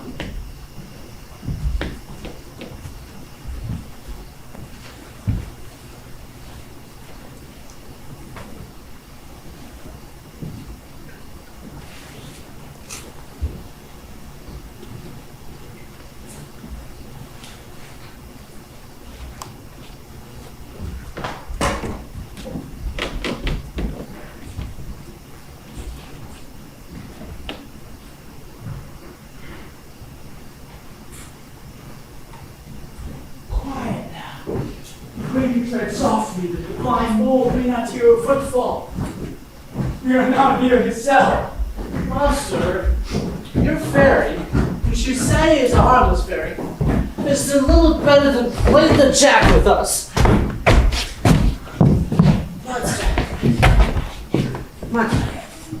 Ugh, it's you. I do smell a horse piss. Porch my nose is a great dish. So is mine. Most of you here, if I should take a displeasure against you, look you. Thou art lost, master. I prithee, my lord, give me thy favor still, for the prize I shall bring thee to shall hoodwink this mischance. Therefore, Speak softly now. All's hushed as midnight yet. To lose our bottles in the pool. There is not only disgrace and dishonor in that, monster, but an infinite loss. That's more to me than my wedding. Yet this is your harmless fairy monster. I will fetch off my bottle, though it be all ears for my labor. Be quiet, my lord. See, there is the mouth of the cell. No noise and enter. Do that good mischief which will make this island thine own forever, and I thy Caliban, for I thy footlicker. Give me that hand. I do begin to have bloody thoughts. Okay, Stefano. Oh, here. Oh, worthy Stefano. What a wardrobe is here for thee. Let it alone, thou fool! 'Tis but trash! Oh, monster. We know what belongs to a frippery. Okay, Stefano. Put off that gown, Circulo. By this hand, I'll have that gown. Thy gracious highness. What do you mean to dote us on such luggage? Let it alone! Do the murder first! If he awake, from toe to crown, he'll fill our skins with pinches! Make us strange stuff! Be you quiet, monster. Mistress Line, is not this my jerkin? Now is the jerkin under the line. Now, jerkin, you are like to lose your hair and prove a bald jerkin. Do. Please steal my light and level. It's like your grace. I thank thee for that jest. Here's a garment for it, which shall not go unrewarded while I am king of this country. Steal by line and level is an excellent passive pay. Here's another garment for it. Monster, come put some lime upon your fingers and away with the rest. I'll have none of it! We shall lose our time and not return to barnacles. Wait! The forehead's filling us slow! Must lay to your fingers and help to carry this away to where my hogshead of wine is, or I'll turn you out of my kingdom. Go to, carry this. I and this. I and this. Hey! Fury! Charge! Fury! Go! Charge, my goblins! Shorten up their sinews that they grind with aged cramps. More pinch-spotted make them than pard or cat of mountain. Hark they roar! Let them be hunted soundly. At this hour lie all my enemies within my power. Shortly shall my labors end, and thou shalt have the air at freedom. For a little follow and do my bidding.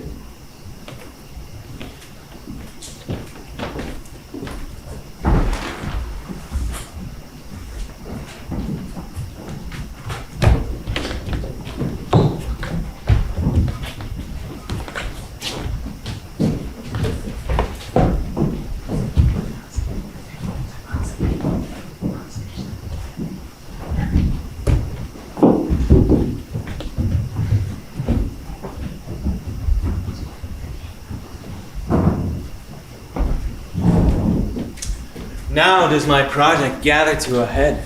My charms break not, my spirits obey, and time goes upward in his carriage. How goes the day? On the 6th hour, at which time, my lord, you said our work should cease. I did say so, when first I raised this tempest. Say, Spirit, how fares the king and his followers? Confined together, in the same fashion as you gave in charge, just as you left them. All prisoners, sir, in the line grove which weather fends your cell. They cannot budge till your release. The king, his brother and yours, abide all three distracted, and the remainder mourning over them, brimful of sorrow and dismay. But chiefly him that you term, sir, the good old Lord Gonzalo. His tears run down his beard, like winter's drops from eaves of reeds. So strongly your charm works them, that if you now beheld them, your affections would become tender. Dost thou think so, spirit? Mine would, sir, were I human. And mine shall. Hast thou, which art but air, a touch, a feeling of their afflictions, and shall not myself, one of their own kind that relish all as sharp passion as they, be kindlier moved than thou art?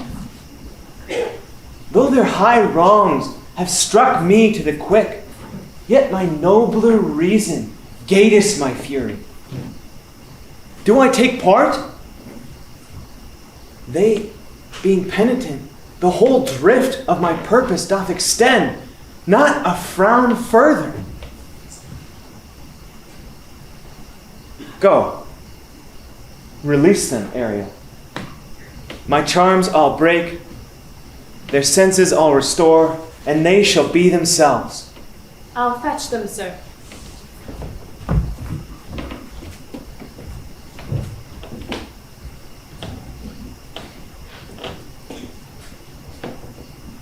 Ye elves of hills, lakes, standing groves, and brooks, and ye that on the sands with printless foot do chase the ebbing Neptune, and do fly him when he comes back.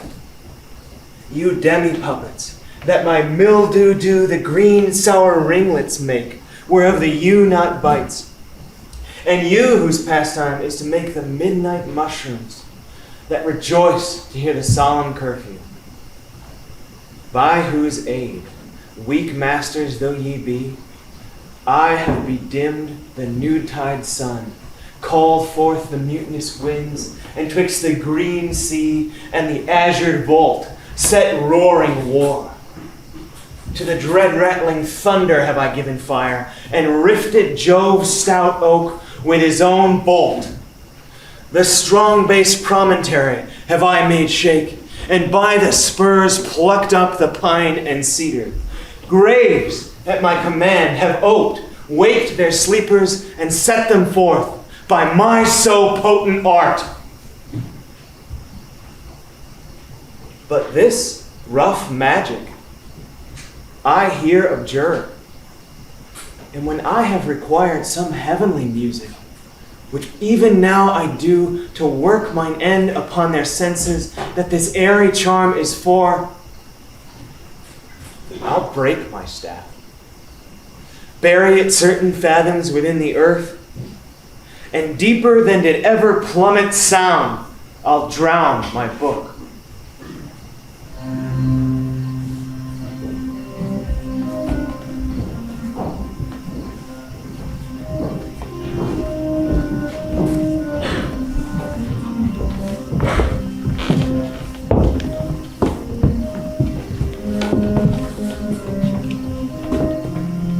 A solemn air, best comforter for an unsettled fancy, cure thy brains now useless, boiled within thy skulls.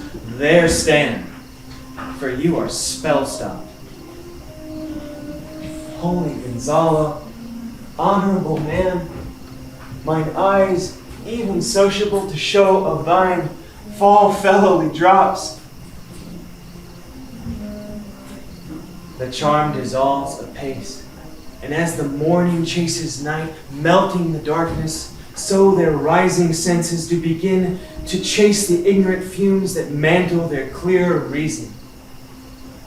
Good Gonzalo, true preserver and a loyal sir to him thou followest, I will pay thy graces home both in word and deed.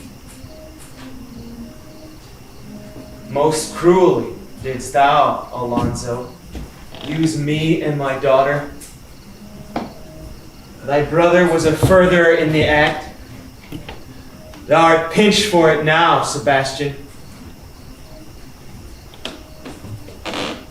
Flesh and blood you, brother mine, that entertain ambition, expelled remorse and nature, who with Sebastian, whose inward pinches therefore are most strong, would have killed your king? I do forgive thee, unnatural though thou art. Their understanding begins to swell, and the approaching tide will presently fill up the reasonable shore that now lies foul and muddy. Not one of them that yet looks on me would know me, Ariel. Go to my cell, there fetch the rapier therein. I will discase me, and myself present, as I was sometime Milan. Quickly, spirit, thou shalt ere long be free. Where the bee sounds, there suck I, in a cow's lips, while I lie. There I couch, while owls do cry, on a bat's back I do fly. After the summer merrily, merrily, merrily shall I live now, under the blossom that hangs on the bough. My dainty Ariel, I shall miss thee, and yet thou shalt have freedom. So. To the king's ship, invisible as thou art, there shall thou find the mariners asleep beneath their hatches, the master and the boatswain being awake, and force them to this place, and presently, I pray thee. I drink the air before me, and return or ere your pulse twice beat. All torment, trouble, wonder, and amazement inhabits this place. Some heavenly power guide us out of this fearful country. Behold, Sir King, the wrong Duke of Milan, Prospero. For more assurance that a living prince speaks to thee, I do embrace thy body, and do bid thee and thy company hearty welcome. Whether thou beest he or no, or some enchanted trifle to abuse me, as late I have been, I not know. Thy pulse beats as of flesh and blood, and since I saw thee, the affliction of my mind immense, with which I fear a madness held me. This must crave, and if this be at all a most strange story, thy dukedom I resign, and do entreat thou pardon my wrongs. But how should Prospero be living and be here? First, noble sir, let me embrace thee, whose honor can neither be measured nor confined. Whether this be or be not, I'll not swear. Thou do yet taste some subtlety of the isle, which will not let me believe things certain. Welcome, friends and all. But you, my brace of lords, were I so minded, I could here pluck his highness frown upon you and justify you traitors both. At this time, I will tell no tales. The devil speaks in him. No. And you, sir, who to call brother would even infect my mouth, I do forgive your rankest fault. All of them. And I require of thee my dukedom, which perforce I know thou must restore. If thou beest to prosper, give us particulars of thy preservation. How thou hast met us here, who 3 hours since were wrecked upon this shore, where I have lost. How sharp the point of this remembrance is, my dear son, Ferdinand. I am woe for it, sir. Irreparable is the loss, and patience says it is past her cure. I rather think, sir, you have not sought her help, of whose soft grace to the like loss I have her sovereign aid, and rest myself content. You the like loss? As great to me as late, and supportable to make the dear loss, have I means much weaker than you may call on to comfort you. For I have lost my daughter. A daughter? Oh heavens, that they were living both in Naples, the king and queen there. That they were I wish myself were mudded in that oozy bed where my son lies. When did you lose your daughter? In this last tempest. I do perceive these lords at this encounter do so much admire that they devour their reason, scarce think their eyes do offices of truth, that their words are natural breath. Howsoever you were justled from your senses, know for certain that I am Prospero, that very duke which was thrust of Milan, who on this shore most strangely, where you were wrecked, was landed, to be the lord on it. No more yet of this, for 'tis a chronicle of day by day, not a relation for a breakfast, nor befitting this first meeting. Welcome, my lord, this sells my court. Here have I attendants few, and subjects none abroad. My dukedom, since you have given me again, I will requite you with as great a thing, at least bring forth a wonder, to content ye as much as me, my dukedom. Sweet lord, you play me false. No, my dearest love, I would not for the world. Yes, for a score of kingdoms you should reign on. I would call it fair play. If this prove a vision of the island, one dear son shall I twice lose. A most high miracle. Though the seas threaten, they are merciful. I have cursed them without cause. Now, all the blessings of a glad father compass thee about. Arise and say how thou camest here. Oh, wonder! How many goodly creatures are there here? How beauteous mankind is! Oh, brave new world that has such people in it! It's new to thee. What is this maid with whom thou wast at play? Thine eldest acquaintance cannot be 3 hours. Is she the goddess that has separated us and brought us thus together? Sir, she is mortal, but by immortal providence she is mine. I chose her when I could not ask my father for his advice, nor thought I had one. She is daughter to this famous Duke of Milan, of whom so often I have heard great renown but never saw before, of whom I have received a second life, and second father, this lady makes him to me. I am hers, but oh, how oddly will it sound that I must ask my child forgiveness. There, sir, stop. Let us not burthen ourselves with remembrance of a heaviness that's gone. I have inly wept, or should have spoke ere this. Ye gods, look down upon this couple and drop on them a blessed crown. For it is you that have chalked forth the way that has brought us hither. I say, amen, Gonzalo. Was Milan thrust from Milan, that his issue should become king of Naples? Oh, rejoice beyond a common joy, and set it down with gold on lasting pillars.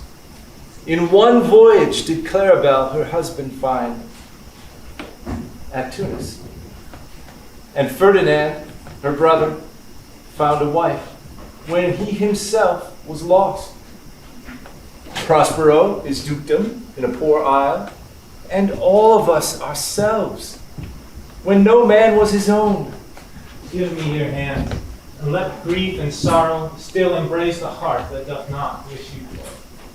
Be it so. Amen. Oh, look, sir. Look, here are more of us. I prophesied that if there were a gallows on land, this fellow could not drown.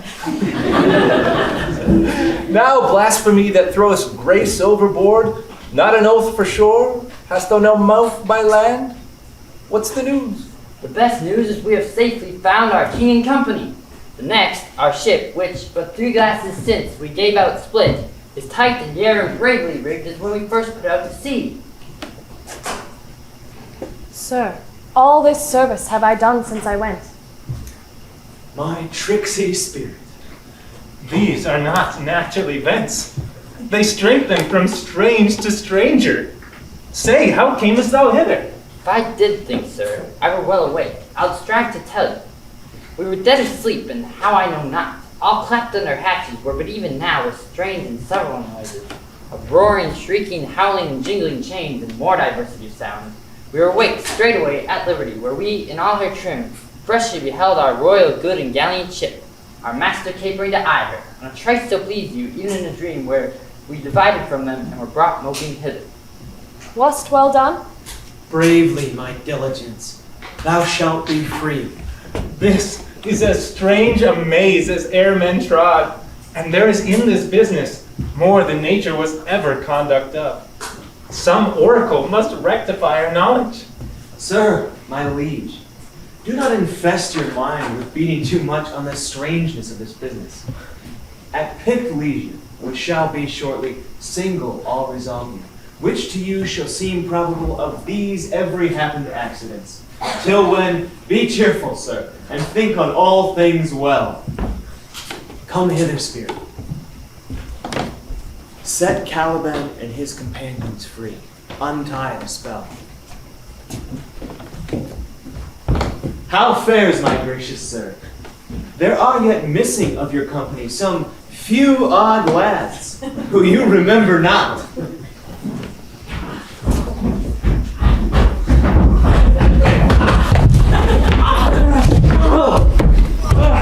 Every man shift for all the rest, and let no man take care for himself. For all is but fortune. Coraggio, bully monster. Coraggio. If these be true spots which I wear in my head, there's a goodly sight. These be brave spirits. How fine my master is. I'm afraid you will chastise me. What things are these? My lord Antonio, will money buy them? Oh, very like. One indeed is a plain fish, and no doubt marketable. Mark but the badges of these men, my lords, then say if they be true. This misshapen knave, his mother was a witch, and one so powerful she could control the moon, make ebbs and flows, and deal all within control without her power. These three have robbed me, and this demi-devil, for he's a bastard one, would have plotted with them to take my life. Two of these you must know and own. This thing of darkness, I do acknowledge mine. I shall be pinched to death. Is not this Stefano, my drunken butler? He is drunk now. Where had he wine? And Trinculo is reeling right. Where should they find this grand liquor that hath yielded him? How camest thou in this pickle? I have been in such a pickle since I saw you last, that I fear me I will never out of my bones. I shall not be fly blowing. Oh, how now, Stefano? Oh, touch me not, for I am not Stefano, but a cramp. You'd be king of the isle, sirrah. I should have been a sore one then. This is as strange a thing as e'er I laid eyes on. As misproportioned in his manners as in his shape. Go, sirrah. Fetch you to my cell. Take your companions with you, as you look to have my pardon. Trim it handsomely. Aye, that I will. And I shall be wise hereafter and seek for grace. What a thrice double ass was I to take this drunkard for a god and worship this dull fool. Go to away. Hence, and bestow your luggage where you found it. Or stole it, rather. Your Highness and your train, I invite to my poor cell to repose one night, a part of which I'll waste in such discourse as I doubt not shall make it pass away quick.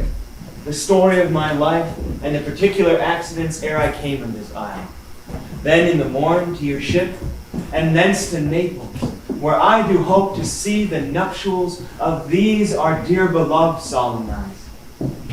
Then retire me to my Milan, where every third thought shall be my grave. I long to hear the story of your life, which must take the ear strangely. I'll deliver all, and promise calm seas, auspicious gales, and sails so expeditious to catch your royal fleet far off.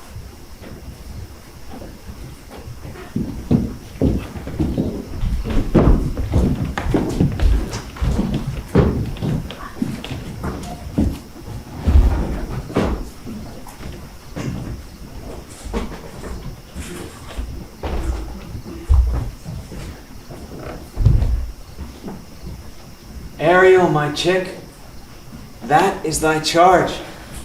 Then to the elements, be free, and fare thou well. Please you draw near.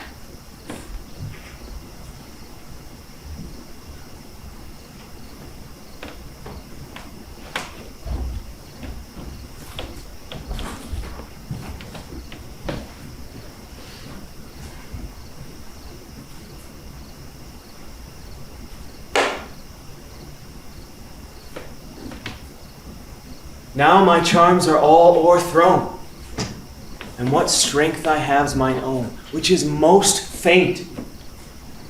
Now 'tis true, I must here be confined by you, or sent to Naples. Let me not, since I have my dukedom got, and pardon the deceiver, dwell in this bare island by your spell, but release me from my bands, with the help of your good hands. Gentle breath of yours my sails must fill, or else my project fails, which was to please. Now do I want spirits to enforce, art to enchant, and my ending is despair, unless I be relieved by prayer, which pierces so that it assaults mercy itself and frees all faults. As you from crimes would pardoned be, let your indulgence set me free.